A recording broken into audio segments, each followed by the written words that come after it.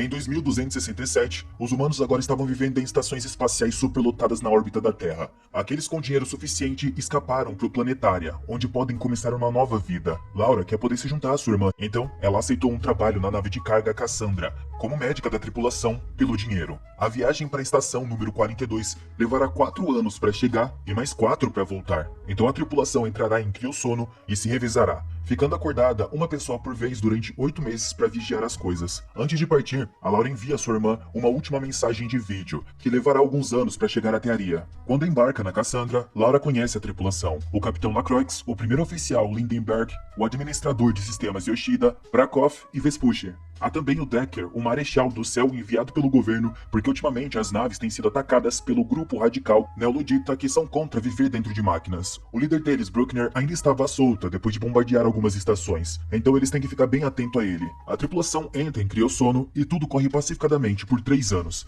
Quando chega a vez da Laura acordar, ela encontra uma mensagem da sua irmã esperando por ela, onde ela expressa suas preocupações com os ataques terroristas. A Laura lhe envia uma mensagem de volta e depois se concentra em estabelecer uma rotina para manter a sanidade, que inclui ler, se exercitar e vigiar o desempenho da nave. Um dia, a Laura começa a escutar alguns ruídos dentro da nave. Ela o segue até o compartimento de carga, onde de repente encontra algo batendo na porta. Aterrorizada, a Laura foge e acaba esbarrando no Decker, que explica que foi acordado automaticamente quando o sistema detectou que alguém estava entrando no compartimento de carga, o que é proibido. A Laura lhe conta o que aconteceu e corre para poder acordar o Lacroix, porque as regras dizem que o capitão deve estar presente durante incidentes inesperados. Uma vez que o Lacroix acorda, os 3 investigam o compartimento de carga e encontram os trajes de astronauta jogados no chão. Lacroix acredita que a pressão do ar jogou eles no chão, mas ele verifica o registro e descobre vários acessos legais durante o turno da Laura. Depois, o trio se equipa e entra na área de contenção, deixando uma placa de metal no portão para poder mantê-lo aberto. Eles se separam para procurar pistas, e a Laura sobe para a área superior, que consiste em pontes estreitas e perigosas para poder caminhar. De repente, a Laura percebe algo caindo. É o Lacroix. Decker e Laura correm para verificar e o encontram inconsciente. Nesse momento, o portão começa a fechar, porque estava dobrando a placa. Então Decker pega Lacroix e corre com a Laura para sair antes que fiquem trancados dentro.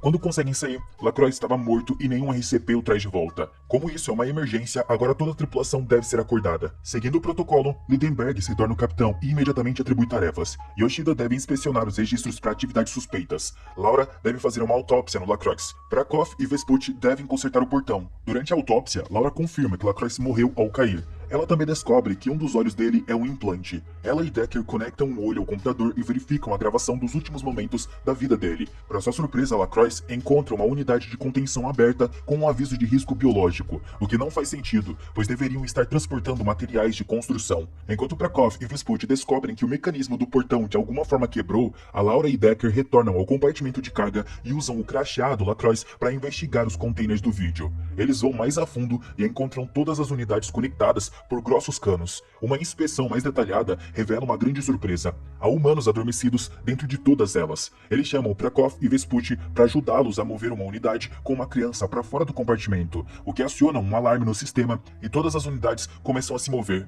Os homens se movem rapidamente, mas a Laura quase cai e precisa se segurar nas escadas até que o Decker venha ajudá-la. Momentos depois, eles levam a unidade para a enfermaria. Lindenberg não estava feliz com isso porque eles não deveriam mexer na carga, mas agora o resto da tripulação se pergunta se o Lacroix foi assassinado por ver algo que não deveria. Alguém claramente colocou os containers em movimento para matá-los também, mas Lindenberg insiste que foi apenas o sistema organizando as unidades e que eles deveriam devolver a criança. Decker lembra que isso é uma investigação de assassinato e que a Laura deve fazer uma inspeção completa da criança. O escaneamento confirma que a criança estava em criosono, mas Laura não consegue descobrir mais nada porque o tanque estava bloqueando suas máquinas. A Laura pede ajuda do Decker e ele usa um programa especial que abrirá o bloqueio digital da unidade em alguns minutos. Enquanto esperam, a Laura fala sobre a sua irmã e Decker a beija. Enquanto isso, Lindenberg pede a Yoshida para investigar Decker, achando que há algo de errado com ele. No compartimento de carga, Brakov e Vespucci começam a escutar ruídos estranhos vindos de dentro. Quando o container finalmente é destrancado, a Laura examina a criança mais de perto e descobre que há um conector de realidade virtual embutido na coluna da menina, algo que a Laura nunca tinha visto antes. Decker quer desconectá-la, mas a Laura se recusa, pois isso poderia causar danos neurais irreparáveis. Relutantemente, o Decker entende e pede a Laura para manter isso em segredo por enquanto. Depois, a Laura envia outra mensagem para sua irmã, contando suas descobertas e reclamando sobre a demora das mensagens para poder chegar. Enquanto isso, Yoshida tenta acessar o arquivo do Decker, mas é bloqueado. 20 minutos depois, a Laura se surpreende ao receber uma mensagem da sua irmã de volta tão rapidamente. Confusa sobre o que estava acontecendo, ela confronta o Decker e pergunta por que ele quer manter segredos e como ele sabe abrir as unidades. Ao invés de responder, Decker a beija, e os dois acabam ficando juntos. Algumas horas depois, Lidenberg chama todos ao convés e informa que Yoshida descobriu que alguém manipulou os registros da câmera de criossono. Acontece que Decker tinha sido acordado regularmente, mas Decker diz que faz parte do seu dever checar a nave periodicamente. Lidenberg suspeita que ele seja o assassino do Lacroix e tenta prendê-lo, causando uma reação defensiva no Decker. Yoshida e Vespucci conseguem dominá-lo, mas na luta, Decker se machuca e Laura pede que o levem para a enfermaria para evitar uma contaminação sanguínea. Laura cuida do ferimento do Decker, enquanto ignora as tentativas de conversa dele. E antes de sair, o Decker confessa que eles não estão indo para a estação número 42, mas sim para Aria. Depois, o Decker é colocado de volta em criossono. Em particular, a Laura pede ao Yoshida para verificar o destino da nave. Yoshida confirma que eles não estão indo para a estação número 42. E como é impossível mudar as coordenadas após o voo já ter começado, isso significa que tudo isso foi planejado desde o início. Quando Laura menciona suas mensagens chegando rapidamente para Aria, Yoshida aponta que Lidenberg estava mentindo para eles, já que ela deveria saber as coordenadas. Em seguida, Yoshida volta para o computador para ver se consegue descobrir mais, enquanto a Laura toma uma bebida com os outros. Ela percebe flutuações de energia e se preocupa com Yoshida, então vai verificar como ela está. Infelizmente, Yoshida já estava morta. Ao escutar isso, a tripulação vai imediatamente verificar o Decker e descobre que ele escapou da enfermaria. Os registros indicam que alguém o libertou. A tripulação se arma e começa a procurar pelo Decker. Laura e Vespucci vão ao convés inferior e encontram um duto aberto, o que os faz pensar que o Decker escapou por ali. Vespucci vai para o outro lado do duto, enquanto a Laura sobe pelo outro lado e acaba encontrando uma câmara secreta cheia de lixo. De repente, ela é atacada por um homem, e na luta, Laura atira nele. Ao olhar mais de perto, ela descobre que esse homem é o terrorista Buckner, e há uma caixa com seus pertences nas proximidades. A Laura encontra fotos dos Machine Strikers trabalhando para desenvolver recursos neurais e descobre que Decker faz parte da organização. Há também um tablet com um vídeo, mostrando que os Machine Strikers estão cultivando alimentos na Terra graças a estufas e purificando sua própria água. Então, não há necessidade de deixar o planeta, basta fazer o esforço para poder limpá-lo. A Laura é surpreendida pelo Vespucci, que informa que encontraram Decker. Todos voltam pro convés e Lidenberg ordena que os rapazes batam no Decker para fazê-lo falar.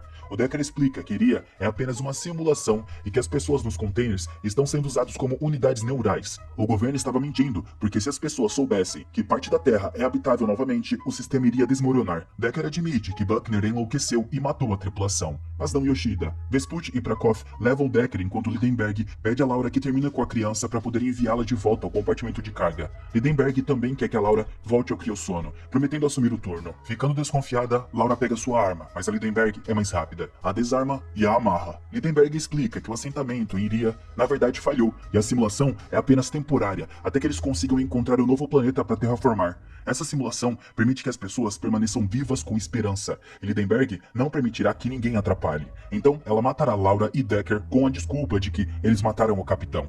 Enquanto isso, Vespucci e Prakov levam Decker para um quarto aleatório e o pressionam para saber tudo. Quando descobrem que Lidenberg sabia de tudo desde o início, eles voltam para capturá-la e colocá-la em criossono. Vespucci diz a Prakov que eles devem se conectar a Aria porque uma simulação ainda é melhor do que essa vida miserável que tem. Na enfermaria, a Laura consegue começar a acordar a criança da unidade com segurança. Decker pede desculpas por mentir e pede sua ajuda. A Laura aceita, desde que ele resgate a sua irmã da simulação. Depois, a tripulação faz um plano. Eles terminaram a viagem até a estação número 42, porque é lá que a simulação é mantida. Decker conectará a Laura ao sistema para enviar uma mensagem com a verdade para a Terra. Depois, eles destruirão a antena. Nos dias seguintes, Decker e Laura passam seu tempo privado juntos, e Decker conta a Laura como a natureza recuperou todos os lugares na Terra. Quando finalmente chegam à estação número 42, eles atrasam a entrega da carga, ganhando 30 minutos para executar o plano. A Laura descobre que a criança estava acordada e vagando, então ela precisa rapidamente levá-la de volta ao quarto para mantê-la segura. Prakov e Vespucci trabalham secretamente contra o plano porque querem se conectar a Aria, e para isso eles precisarão do crachá da Lidenberg. Vespucci queima sua mão com um líquido criogênico para recuperá-lo do tanque, enquanto Prakov reprograma a descarga da carga para 10 minutos ao invés de 30.